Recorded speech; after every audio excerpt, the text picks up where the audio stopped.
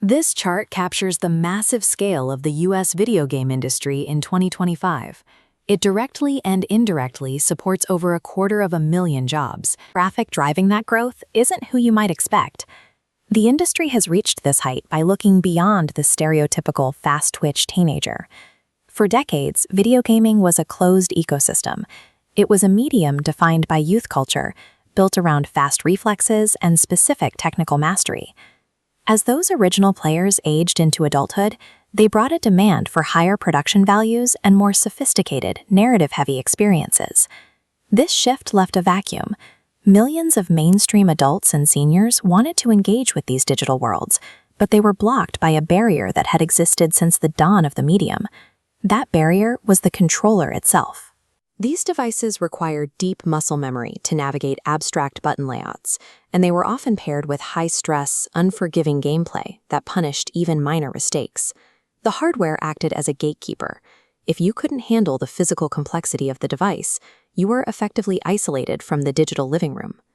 By 2026, technological shifts began to bypass the controller problem. New VR hardware focused on making the point of entry look less like a cockpit and more like a simple pair of glasses. The breakthrough was hand tracking. Instead of memorizing button positions, optical sensors map your actual fingers. You manipulate virtual objects using the same natural, fluid gestures you use in the real world. Many adults now enter the ecosystem through media apps, using their hands to scroll through movies or TV shows. Because they are already comfortable with this interface, clicking on their first game feels like a continuation of the same system. The player no longer needs to glance down at their hands to find a specific trigger or joystick.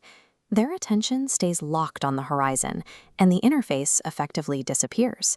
Removing the physical controller moved gaming away from a test of manual dexterity, making it an extension of natural human movement. But hardware was only half the battle. To bring everyone in, the industry also had to rethink what people were actually doing once they put the headset on.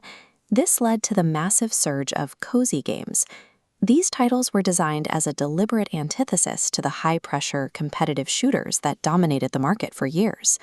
The mechanical architecture of a cozy game removes the stress. There are no timers, no high-stakes combat, and no failure states that force you to restart a level. These games serve as digital wellness tools. They allow adults to decompress at their own pace, using the virtual environment to relax rather than compete. That philosophy of removing the anxiety of failure eventually influenced mainstream genres through features like smart steering. Smart steering automates the most frustrating mechanics, like keeping a cart from falling off the track. It allows a novice of any age to pick up a device and instantly compete with more experienced players. Eliminating the anxiety of failure turned the screen into a space for cross-generational connection and mental recovery. In 2026, the industry looks different because of these two forces: the intuitive hardware of hand tracking and the low-stress design of cozy software. The $95.8 billion economic valuation is now supported by a much broader base. Mainstream adults and seniors are now primary drivers of the industry's success. This integration is visible in living rooms today. You can see it in the way seniors navigate these digital spaces and laugh through shared play sessions with their families. By catering to these non-traditional demographics, the video game industry expanded its reach far beyond its original youth-centric roots. 2026 showed that once the barriers of physical and mechanical complexity are removed, gaming becomes a universally accessible human experience.